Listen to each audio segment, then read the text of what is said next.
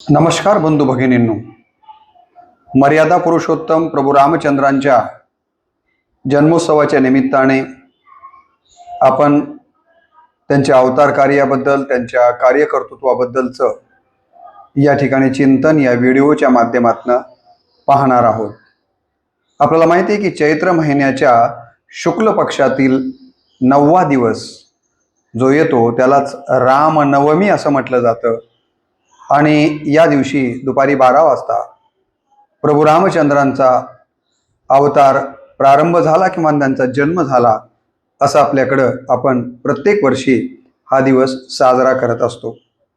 आणि म्हणून त्यानिमित्ताने मी प्रभू रामचंद्रांच्या या ठिकाणी प्रतिमेला आणि त्यांनी केलेल्या कार्याला या ठिकाणी मनपूर्वक अभिवादन करतो. आणि त्यानंतर आपण या व्हिडिओच्या माध्यमातून हे पाहणार आहोत की हिंदू धर्मामध्ये एकूण 10 अवतार सांगितले गेलेले आहेत. त्या 10 अवतारांच्या पैकी 7वा अवतार जर कोणाचा असेल तर तो आहे प्रभू रामचंद्रांचा. आता या सगळ्या अवतारांचा मागोवा देखील आपल्याला घेता येईल, परंतु मी केवळ 7व्या अवतारापुरता आपल्याशी बोलतोय. त्यानंतर 8वा अवतार कृष्णांचा मानला गेलेला आहे. तर असा हा जो प्रभू रामचंद्रांचा विष्णूचा 7वा अवतार म्हणून हिंदू धर्मामध्ये मान्यता देण्यात आलेली आहे. आपल्या सगळ्यांना माहिती आहे की अयोध्येच्या सूर्यवंशामध्ये राजा दशरथ आणि राणी कौशल्या यांच्या पोटी प्रभू रामचंद्रांचा अयोध्येमध्ये जन्म झालेला आहे. त्यांचे ज्या काही दुसरे माता आहेत त्यामध्ये एक सुमित्रा आहे आणि दुसरी कैकेयी आहे. सुमित्रेपासून जो मुलगा झाला ज्याला लक्ष्मण असं म्हणतात, प्रभू रामचंद्रांचे बंधू आहेत. आणि कैकेयीपासून जो पुत्र झाला ते 2 पुत्र झाले, भरत आणि शत्रुघ्न. हे देखील या ठिकाणी प्रभू रामचंद्रांचे भाऊच आहेत. आपण सावत्र असं जरी म्हटलं तरीही त्या कालावधीमध्ये सावत्र वगैरे ही भावना या 4ही बंधूंच्या मध्ये आपल्याला पाहायला मिळत नाही आहे. आणि म्हणून प्रभू रामचंद्र, लक्ष्मण, भरत आणि शत्रुघ्न हे 4 बंधू आहेत. त्याचबरोबर या लक्ष्मणाच्या आईचं नाव सुमित्रा आहे, तर भरत आणि शत्रुघ्नांच्या आईचं नाव कैकेयी आहे आणि प्रभू रामचंद्रांच्या आईचं नाव कौशल्या आहे. आपल्याला हे माहिती आहेच, परंतु त्याचं स्मरण आपण या निमित्तानं करतो आहोत. त्यानंतर आपल्याला हेही माहिती आहे की प्रभू रामचंद्रांचं जे लग्न झालं त्यांच्या पत्नीचं नाव सीता आहे. असं सांगितलं जातं की जनकांनी या सीतेचा प्रतिपाल केल्यामुळं जनकात्मजा असा उल्लेख रामायणामध्ये अनेक ठिकाणी आलेला आहे. जनक हे त्यांचे आई वडील म्हणून सांगितले गेलेले आहेत. काही ठिकाणी धरणीमध्येच या ठिकाणी धरणीतूनच सीतेचा एका पेटीतनं जन्म झाला आणि जनकांनी त्यांचा प्रतिपाल केला, अशाही प्रकारची कथा किंवा अशा प्रकारचं देखील आपण चिंतन अनेक वेळेस अनेक महात्म्यांच्याकडनं ऐकलेलं आहे. आणि या 4 भावांच्या मध्ये ज्येष्ठत्व जर कुणाकडे असेल, वरिष्ठ म्हणून बंधू म्हणून जर कुणाचा उल्लेख करायचा झाला तर ते प्रभू रामचंद्र हे सगळ्यात ज्येष्ठ अशा प्रकारचे बंधू राहिलेले आहेत. आपल्याला माहिती आहे की प्रभू रामचंद्रांच्या चरित्राचा जेव्हा आपण आढावा घेतो तेव्हा प्रामुख्यानं आपल्याला काही रामायणांचा धांडोळा घ्यावा लागतो. महर्षी वाल्मिकींनी जे रामायण लिहिलं त्या रामायणामध्ये प्रभू रामचंद्रांचं चरित्र विस्तारानं आलेलं आहे. त्यानंतर गोस्वामी तुलसीदासांनी जे रामायण लिहिलं ज्याला आपण रामचरितमानस म्हणतो, त्यामध्ये प्रभू रामचंद्रांचं विस्तारानं चरित्र त्यांनी वर्णित केलेलं आहे, जे की अवधी भाषा म्हणजे हिंदी भाषेत आहे. महर्षी वाल्मिकींनी जे रामायण लिहिलं ते रामायण मुळात संस्कृतमध्ये आहे.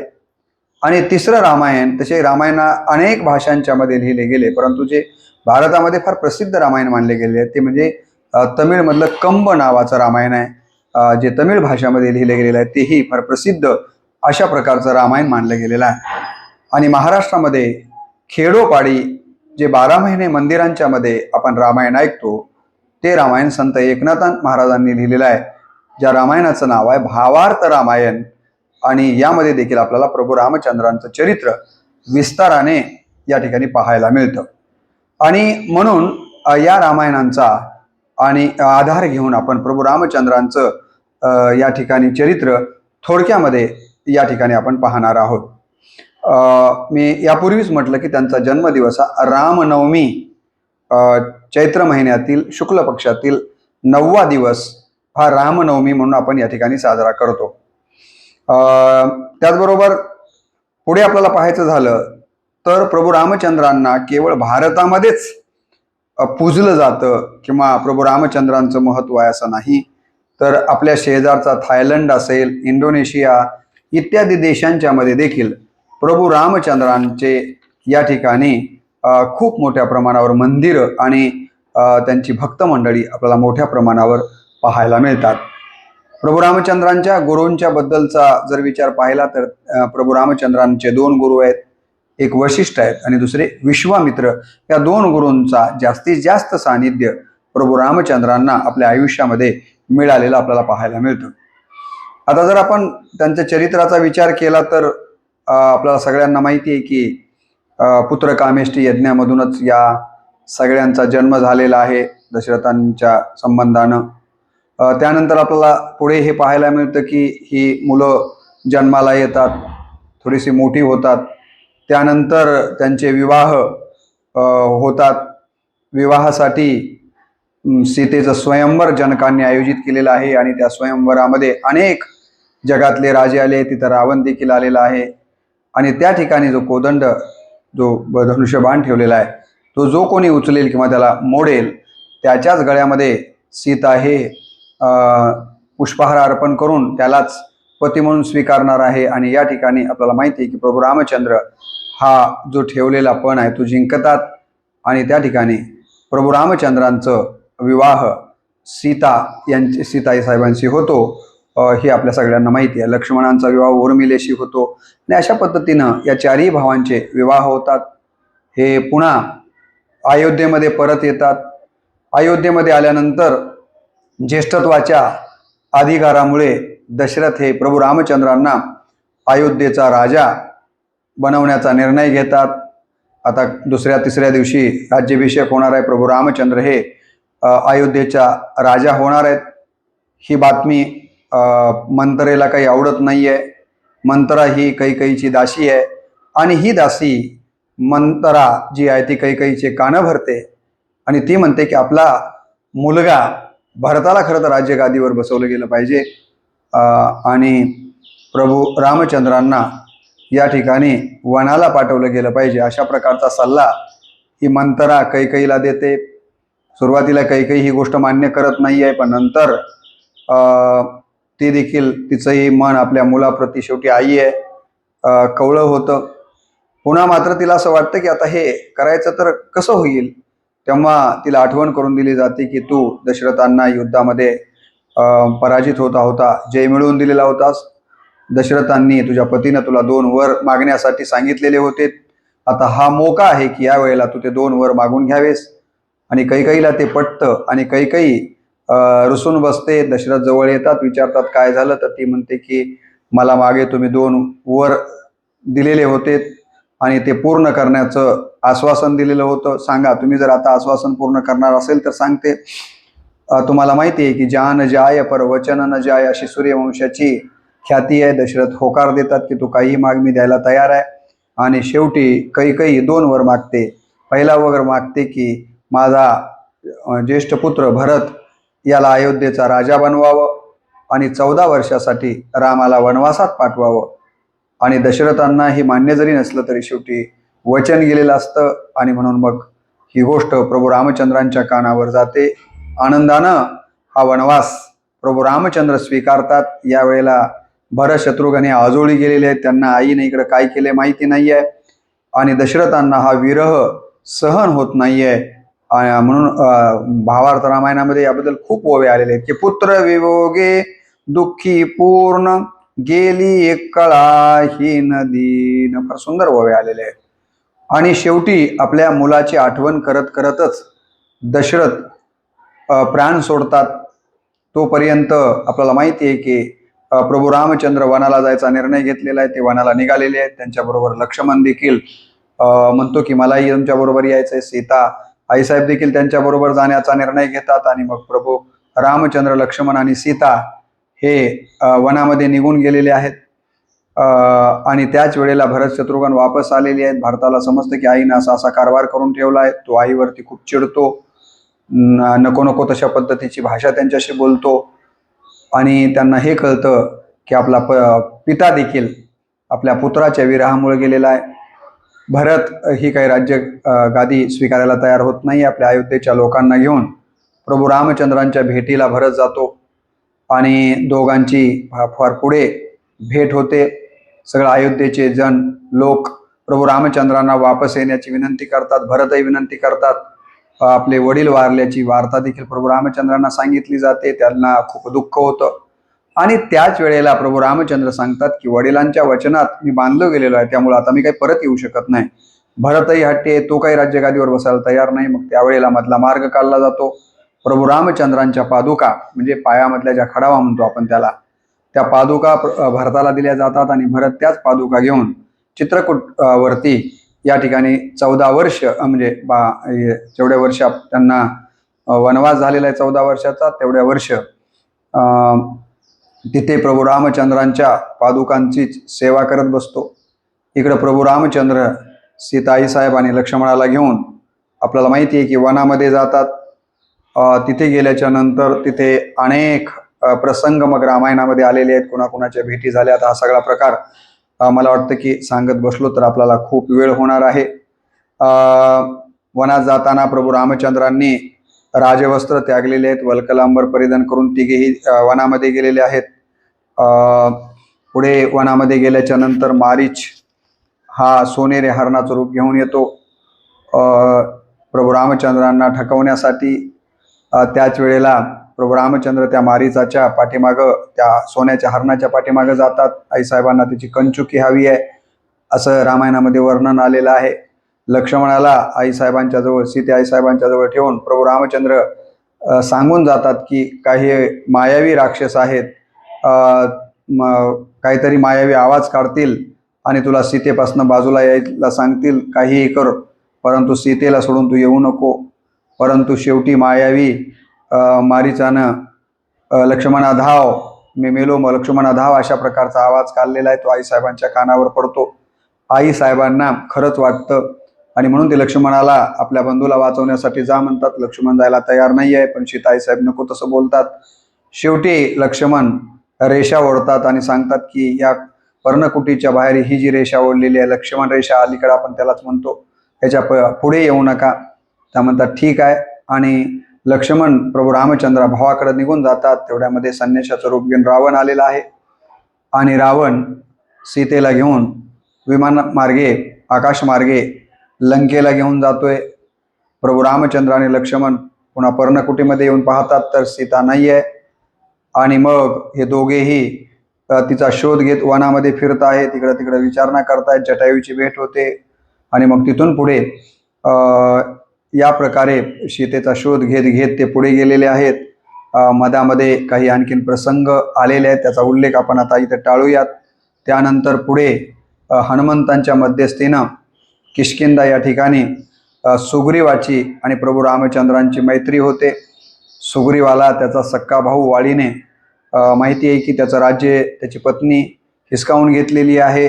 त्या दुःखामध्ये सुग्रीव आहे. त्या दुःखातनं त्याला बाहेर काढण्याचं वचन प्रभू रामचंद्र त्यांना देतात आणि या पद्धतीनं वाळीचा वध करतात आणि सुग्रीवाला राज्यगादीवर बसवतात आणि आपलं मित्रत्व ते पूर्ण करतात. सुग्रीव देखील आईसाहेबांचा शोध घेण्याबद्दल ठरलेला असल्यामुळं तोही त्या ठिकाणी शब्द देतो, परंतु काही दिवसामध्ये तो विसरून जातो. प्रभू रामचंद्र त्याला वेगळ्या मार्गाने आठवण करून देतात आणि मग त्या ठिकाणी सीता शुद्धीची मोहीम सुरू होते आणि या मोहिमेमध्ये आपल्याला माहिती आहे की हनुमंतराय हे सीता आईसाहेबांच्या शुद्धीसाठी लंकेमध्ये जातात. त्या ठिकाणी आईसाहेबांची शुद्धी त्यांना लागते. त्या दोघांची भेट होते. तिथला सगळ्या लंकेची झाडाझडती हनुमंत घेतात, परत येतात.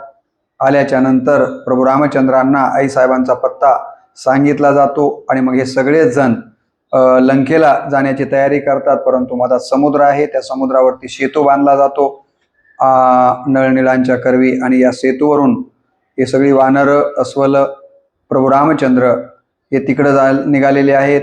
तेवढ्यामध्ये बिभीषण हा जो रावणाचा भाऊ आहे समजावून, कारण पारमार्थिक आहे तो, सौजन्यानं वागणार आहे, त्याला हे आपल्या बंधूचं कृत्य आवडलेलं नाही आहे आणि प्रभू रामचंद्रांच्या शक्तीची जाणीव त्याला असल्यामुळं तो आपल्या बंधूला समजून सांगतो की दुसऱ्याची पत्नी आपल्या घरी आणून ठेवणं योग्य नाही आहे. प्रभू रामचंद्रांच्या बलाची तुम्हाला कल्पना नाही आहे बंधू, तुम्ही त्यांची ही जी पत्नी आहे सीता ती परत करावी. परंतु रावण ते ऐकत नाही आहे, उलट लत्ता प्रहार करतो. बिभीषण नाराज होतात आणि प्रभू रामचंद्रांना शरण येतात. प्रभू रामचंद्र देखील बिभीषणाला आपले मित्र म्हणून स्वीकारतात आणि अगोदरच जाहीर करून टाकतात की लंकेशाला, रावणाला मारल्याच्या नंतर लंकेचा राजा मी तुला करणार आहे. आणि मग आपल्याकडे म्हटलंय की घर का भेदी लंका ढाये, बिभीषणाच्या साह्यानं हे सगळेजण लंकेमध्ये जातात. त्या ठिकाणी अनेक दिवस राक्षसांचं आणि वानरांचं, प्रभू रामचंद्र लक्ष्मणांचं युद्ध होतं. त्यामध्ये इंद्रजित शक्ती लक्ष्मणावर सोडतात. त्या शक्तीमध्ये लक्ष्मण विवळ होऊन पडतात. आपल्या भावाला आपल्या मांडीवर घेऊन प्रभू रामचंद्र विवळ लागताना त्याचं वर्णन आलेलं आहे. तेवढ्यामध्ये आता या शक्तीला रात्री लागलेली आहे, सकाळी सूर्य किरण पडली की लक्ष्मण जिवंत राहणार नाही आहे. त्यावेळेला मग रात्रीतून आता याला औषधी कशा आणायच्या, मग सुशनाला बोलवलं जातं. ते म्हणतात औषधीचा पत्ता सांगतात. मग औषधी आणायला जाणार कोण, तर मग हनुमंतरायांची योजना केली जाते. हनुमंतराय औषधं आणायला जातात, तर चकवा देत आहेत असं औषधी त्यांच्या लक्षात आल्यामुळे सगळा द्रोणागिरीच पर्वत घेऊन येत असताना रस्त्यामध्ये भरताला थोडीशी गफलत होते आणि हनुमंतरायाची गफलत होते. भरतालाच हनुमंतराय प्रभू रामचंद्र समजतात आणि भरताला असं वाटतं की हे सगळं काय चाललंय, आणि दोघांच्यामध्ये सुरुवातीला शाब्दिक चकमक होते आणि दोघांना एकमेकांच्या बद्दलचा खरा परिचय पटतो. आणि त्यानंतर मग औषधी आणली जाते, सूचना करवी ही शुश्रूषा केली जाते आणि लक्ष्मण त्या शक्तीतनं उठतात. त्यानंतर मग इंद्रजिताचा वध होतो, कुंभकर्णाला मारलं जातं, बाकीचे अनेक राक्षस मारली जातात आणि प्रभू रामचंद्रांच्या हस्ते शेवटी रावणाचा देखील वध होतो.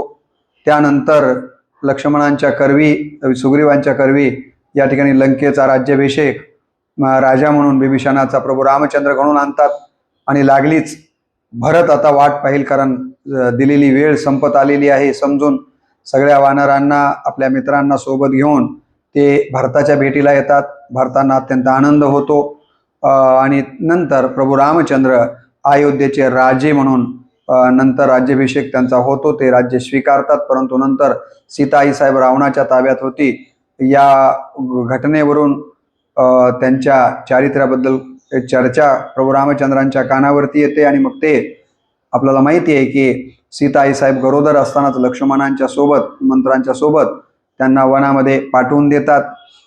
गरोदर अवस्थेमध्ये सीता आईसाहेब या वनामध्ये आलेले आहेत, वाल्मिकांच्या आश्रमामध्ये राहतात आणि त्यांना 2 पुत्र प्राप्त होतात, लव आणि कुश.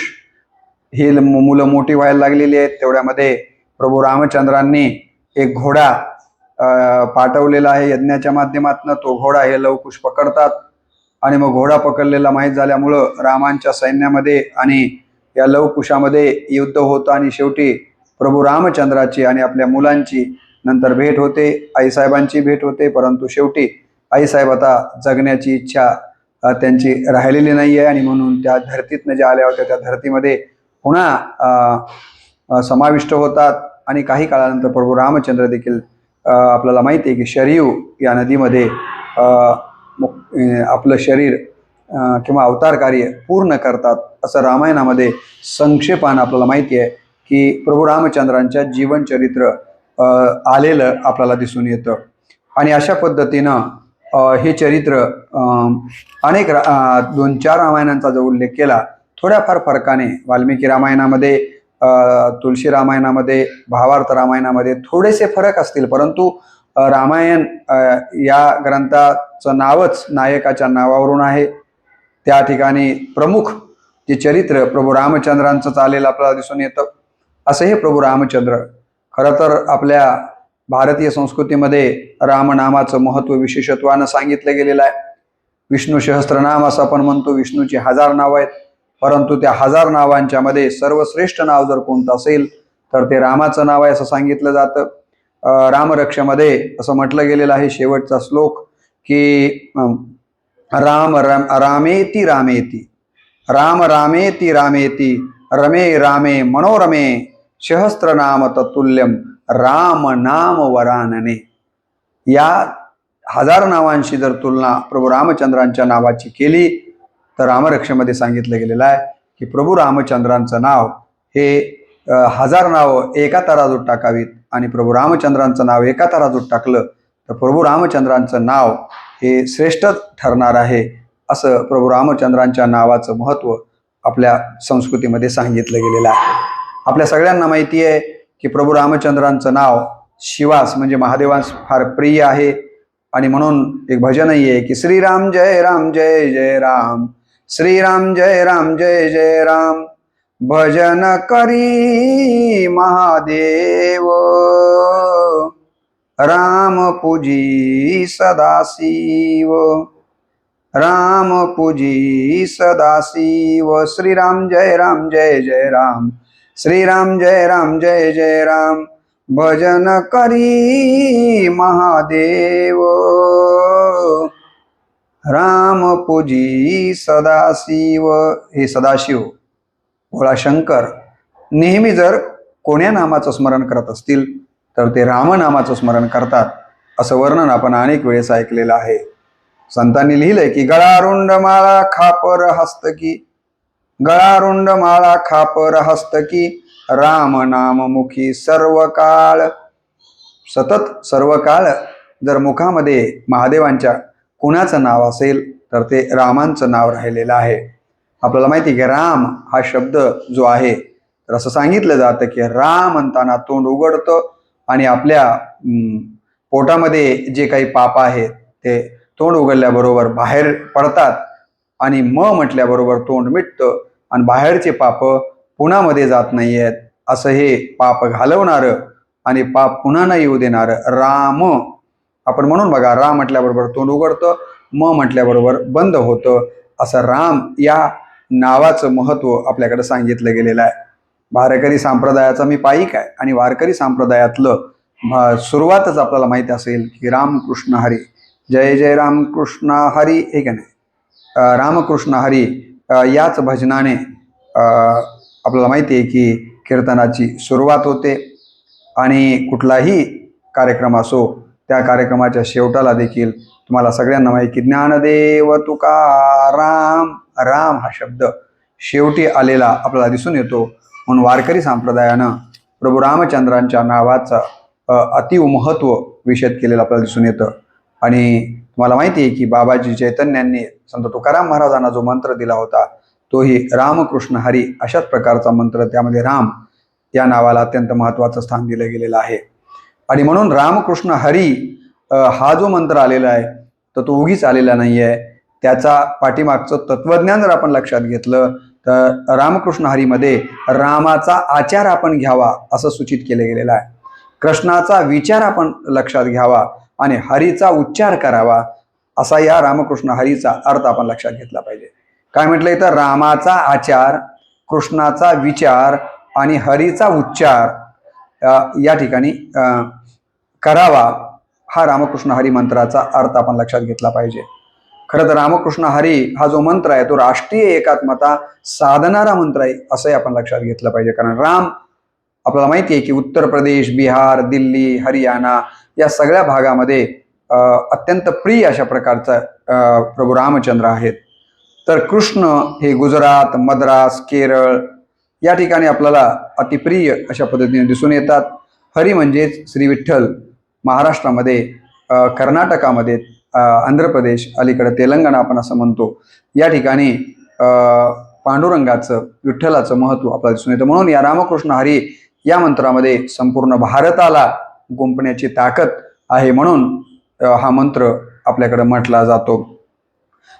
रामायणामध्ये तर असं सांगितलं गेलेलं आहे की रामायणामध्ये असं म्हणतात की 7 कोटी महामंत्र आहेत. रामायणात काय सांगितलं तर एकूण 7 कोटी महामंत्र आहेत आणि या 7 कोटी महामंत्रामध्ये सर्वश्रेष्ठ मंत्र जर कोणता असेल तर तो रामाचा मंत्र आहे, अशा पद्धतीनं सांगितलं गेलेलं आहे.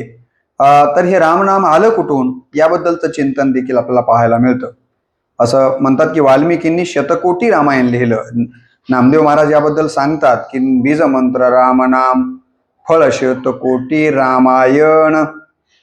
रामरक्षेत देखील वर्णन आलेलं आहे. चरितम रघुनाथस्य शतकोटी प्रविस्तरम. चरितम रघुनाथस्य शतकोटी प्रविस्तरम. एकैकम अक्षरम पुसा महापातकनाशनम. एकैकम अक्षरम पुसा महापातकनाशनम. असं सांगतात की जेव्हा रामायण तयार झालं तेव्हा 3 लोकांमध्ये भांडणं लागली की देव, मानव आणि सर्प या पन्नग यामध्ये. आणि प्रत्येक जण म्हणायला लागलं या 3 लोकांमध्ये की रामायण आमचंच आहे. आणि मग आता हे तिघही भांडायला लागले ना, मानव हे की नाही, देव, मानव आणि सर्प म्हणजे पन्नग. आणि मग हे भांडण गेले शंकरांच्याकडं. आणि प्रत्येक जणाला शंकरांना प्रत्येक जण आपापली बाजू सांगू लागले. देव म्हणाले राम देवाचा अवतार असल्यामुळं रामायण आमचं आहे. मानव म्हणाले राम देव आहेत पण मानव शरीर धारण करून त्यांनी चरित्र केलं असल्यामुळं रामायण आमचं आहे. तर सर्प म्हणाले लक्ष्मण आमचा भाऊबंद आहे, कारण आपल्याला माहिती आहे की लक्ष्मणाला शेषाचा अवतार म्हणजे सर्पाचाच अवतार मानला गेलेला आहे. आणि म्हणून सर्प म्हणाले की लक्ष्मण हा आमचा बंधू आहे, आमचा जात भाई आहे, त्यामुळे रामायण आमचा आहे. अशा प्रकारे देव, मानव आणि सर्प लोकांच्या मध्ये भांडण लागलं. आणि हे तिघांनीही आपली कैफियत शंकरांच्याकडे मांडलेली दिसून येते. शंकर त्या ठिकाणी आता यांचा न्यायनिवाडा त्यांना करायचा आहे. मग त्यांनी काय केलं म्हणे की या तिन्ही लोकातल्या म्हणजे देव, त्याचबरोबर मानव आणि पन्नग सर्प या तिघांनाही हे जे शतकोटी रामायण होतं त्याची समसमान विभागणी करून दिलेली आहे. कशी केली तर असं म्हणतात की 33,33,33,333 अशा पद्धतीनं प्रत्येकाला त्यांनी वाटणी करून दिली. शेवटी एक श्लोक उरला, जो श्लोक 32 अक्षरांचा होता. आता हे 32 अक्षरांचा श्लोक काय करायचा, मग या 3 लोकांच्या मध्ये प्रत्येकाला 10 10 10 काय केलं, 30 अक्षरं वाटून टाकली. आता राहिली 2 अक्षरं. आणि शंकरांनी हुशारी केली, म्हणाले आता हे 2 अक्षरं तिघांच्या मध्ये वाटता येत नाहीये, मी वाटणीचं काम केलं म्हणून मला थोडासा काही हिस्सा म्हणून हे 2 अक्षरं तुम्ही मला द्यावीत. आणि ते 2 अक्षरं होते रा आणि म. आणि अत्यंत महत्वाची हे 2 अक्षरं माहिती आहे का, तर ते महादेवांनी आपल्याकडे ठेवून घेतले. आणि या 2 अक्षरांच्या मुळेच असं सांगितलं जातं की जेव्हा समुद्र मंथनातनं विष बाहेर आलं आणि महादेवांनी ते विष प्राशन केलं आणि अंगाचा दाह व्हायला लागला, त्यावेळेला या दाहामधून, या आगीमधून शरीरात पडलेल्या बाहेर पडण्यासाठी जर त्यांनी काय केलं असेल तर रामाचं नाव उच्चारलं आणि या सगळ्या याच्यातनं महादेवजी बाहेर पडलेत असं संत लिहितात. शिव हळहळे तापला, शिव हळहळे तापला, तोही नामे शीतळ झाला, असं संतांनी लिहून ठेवलेलं आहे. आणि सतत प्रभू रामचंद्रांचं नाव महादेव घेत राहायचे. त्यामुळे पार्वतीच्या मनामध्ये उत्सुकता निर्माण झाली की शेवटी या रामनामाचं महत्त्व तरी आम्हाला सांगा. आणि मग महादेवजी त्या ठिकाणी शंकरांना महादेव हे पार्वतीला रामनामाचं महत्त्व सांगायला लागलेली आहेत. आणि हे ऐकत असताना म्हणे पार्वती झोपली, परंतु हे तत्वज्ञान तिथेच जे मच्छिंद्रनाथ होते माशाच्या रूपामधून त्यांनी ते तत्वज्ञान ऐकलं. आणि मग हे मच्छिंद्रांनी ऐकलेलं जे रामनामाचं महत्त्व आहे ते त्यांनी मच्छिंद्राने बोध गोरक्षाला ते सांगितलं. गोरक्षांनी ते गहिनीनाथांना सांगितलं, गहिनीनाथांनी ते निवृत्तीनाथांना सांगितलं, निवृत्तीनाथांनी ज्ञानदेवांना सांगितलं. आणि तिथून मग संप्रदाय आलेला आपल्याला दिसून येतो. म्हणून आपल्याकडे एक अभंगच आहे की आदिनाथ उमा बीज प्रगटले, मच्छिंद्र आलादले सहस्थिती, मच्छिंद्राने बोध गोरक्षाशी केला, गोरक्ष ओळला गहिनी प्रती, गह्यनी प्रसादे निवृत्तीदातारा, ज्ञानदेवा सार चोजविले. अशा पद्धतीनं ही परंपरा आपल्याकडं आलेली आहे. माऊलींनी हरिपाठामध्ये या दोन्ही नावाने पूर्णोत्तर म्हणजे पूर्ण अवतार असणारे जे 2च अवतार सांगितले गेलेले आहेत ते म्हणजे राम आणि कृष्ण. तर या नावांच्या बद्दल हरिपाठामध्ये माऊली लिहितात की रामकृष्ण नामे हे दोन्ही साजिरी, रामकृष्ण नामे हे दोन्ही साजिरी, हृदयी मंदिरी स्मराकारे. हे दोन्हीही नाव आपण स्मरण केले पाहिजेत असं माऊलींनी हरिपाठामध्ये सांगितलेलं आहे. आपल्याला माहिती आहे की आपल्या भारतीय संस्कृतीमध्ये रामनामाला अत्यंत महत्त्वाचं स्थान आहे. पूर्वीच्या काळी आताही खेड्यामध्ये माणसं सकाळी उठल्याच्या नंतर एकमेकांना भेटल्यानंतर काय उच्चार करत असायची? राम राम राम राम म्हटलं जात होतं. म्हणजे प्रभू रामचंद्रांचं या ठिकाणी स्मरण आपण करतो. आणि माणूस गेल्यानंतर देखील आपण आजही पाहतो की काय म्हटलं जातं? तर राम नाम सत्य है, राम नाम सत्य है. म्हणजे प्रत्येक ठिकाणी आपल्याला प्रभू रामचंद्रांचं नावाचं महत्त्व लक्षात आल्याशिवाय राहत नाही आहे. आपल्याला जेव्हा जेव्हा संकट येतं त्यावेळेला राम नामाचं स्मरण केलेलं आपल्याला दिसून येतं. आणि म्हणून आपल्याकडं माहिती आहे तुम्हाला की अनेक वेळेला असं म्हटलं जातं की रामबाण औषध, रामबाण औषध. रामबाण हा शब्द जाणीवपूर्वक आलेला आहे. आपण बऱ्याच वेळा असंही म्हणतो की त्याचं काय करावं, त्याच्यात रामच राहिला नाही. इथे देखील राम म्हणजे भारतीय संस्कृतीमध्ये राम प्रत्येक ठिकाणी आपल्याला पाहायला मिळतात. महात्मा गांधींच्या जीवनावर तर प्रभू रामचंद्रांच्या चरित्राचा खूप मोठा प्रभाव दिसून येतो. आपल्याला माहिती आहे की ते रघुपती राघव राजा राम पतित पावन सीताराम या प्रकारचं भजन त्यांच्या प्रार्थनेमध्ये दररोज ते म्हणत असायचे.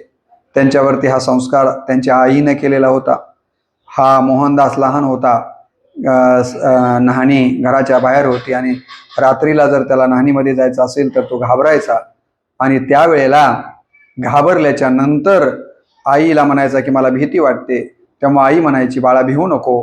जेव्हा जेव्हा संकट येतात तेव्हा तेव्हा आपण प्रभू रामचंद्रांचं नाव घेतलं पाहिजे. आणि तोच संस्कार महात्मा गांधींच्या वरती झाला. आणि म्हणून मग ते नेहमीच प्रभू रामचंद्रांच्या नावाचा उल्लेख करत असताना आपल्याला दिसून येतात. एवढंच नाही तर प्रभू रामचंद्रांचा उच्चार करूनच त्यांनी अंतिम श्वास घेतला होता. हे राम असं म्हणून त्यांनी प्राण सोडलेले आहेत. म्हणजे या देशाच्या राष्ट्रपित्याच्या चरित्र घडवण्यामध्ये प्रभू रामचंद्रांच्या चरित्राचं खूप मोठं योगदान राहिलेलं आहे. यावरूनच आपल्याला एक गोष्ट लक्षात येते की प्रभू रामचंद्रांचं चरित्र या देशातल्या प्रत्येक माणसाच्या मनामनामध्ये आणि या देशाच्या प्रत्येक कणाकणामध्ये समाविष्ट झालेलं आपल्याला दिसून येतं. परवा आपण अयोध्येमध्ये जी काही प्रभू रामचंद्रांच्या मूर्तीची प्राणप्रतिष्ठापना झाली त्यावेळेला देशातला सगळा माहोल वातावरण बघितलं. यावरून देखील आपल्या लक्षात आलं असेल की प्रभू रामचंद्रांच्या चरित्रावर प्रेम करणारी या देशामध्ये किती मोठी आहे भक्त मंडळी आपल्याला पाहायला मिळतात. रामराज्याची संकल्पना आपल्याला माहिती आहे की महात्मा गांधी नेहमी मांडायचे. त्यांना रामराज्य अपेक्षित होतं. संतांनी रामराज्याबद्दल लिहिलं की झाले रामराज्य काय उणे आमासी, धरणी धरी पीक गाई ओळल्या मसी, झाले रामराज्य काय उणे आमासी, स्वप्नीही दुःख कोणी न देखे डोळा. रामराज्य कसं होतं तर त्यांनी लिहिलं की धरणी धरी पीक गाई ओळल्या मसी. त्या रामराज्यामध्ये धरणीमध्ये पीक जोमात यायचं. म्हैसी गाई या देखील मोठ्या प्रमाणावर त्या समाजव्यवस्थेमध्ये दही दुग्ध देत होत्या. स्वप्नामध्ये देखील दुःख नव्हतं.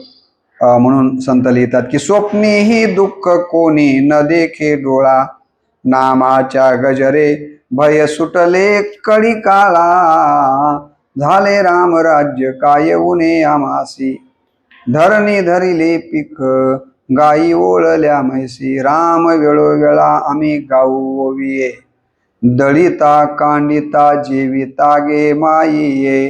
रामराज्याबद्दल गोस्वामी तुलसीदासांनी देखील रामचरितमध्ये मानसमध्ये लिहिलंय की दैहिक दैनिक भौतिक तापा, दैहिक दैनिक भौतिक तापा, रामराज नाही काऊही व्यापा, सब नर करही परस्पर प्रीती, सब नर करही परस्पर प्रीती, चल ही स्वधर्म निरत श्रुत नीती, चार उच्चरण धर्म जगमाही, चार उच्चरण धर्म जगमाही, पुरी रहा सपनेहू अगनाही. म्हणजे काय?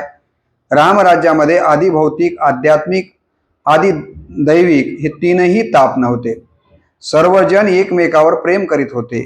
सर्वजण स्वधर्माने नीतीने वर्तत होते. जसे वेदात सांगितले, धर्मरूपी गाय चारही चरणावर उभी होती, म्हणजे 1% देखील अधर्म कुठेच आपल्याला पाहायला मिळत नव्हता. आणि अशा पद्धतीचं हे रामराज्य आपल्याही देशामध्ये यावं अशा प्रकारची अपेक्षा अनेक महात्म्यांनी वेळोवेळी व्यक्त केलेली आहे. खरं तर प्रभू रामचंद्रांच्या चरित्राचा मागोवा घेत असताना फार विस्तारानं या चरित्रावरती आपल्याला बोलता येण्यासारखं आहे.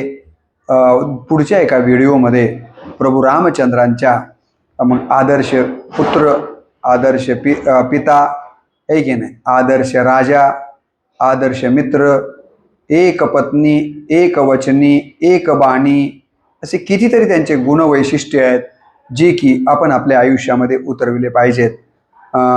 ज्याचा आढावा मी पुढच्या व्हिडिओच्या माध्यमातून सविस्तर त्यांच्या वेगवेगळ्या गुणांच्या संबंधाने घेणार आहे.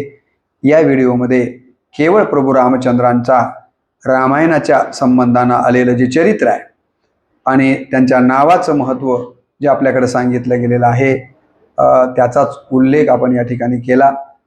आणि व्हिडिओचा विस्तार जास्तीचा होतोय ही गोष्ट लक्षात घेऊन मला असं वाटतं की आपण या व्हिडिओला याच ठिकाणी पूर्णविराम देऊया.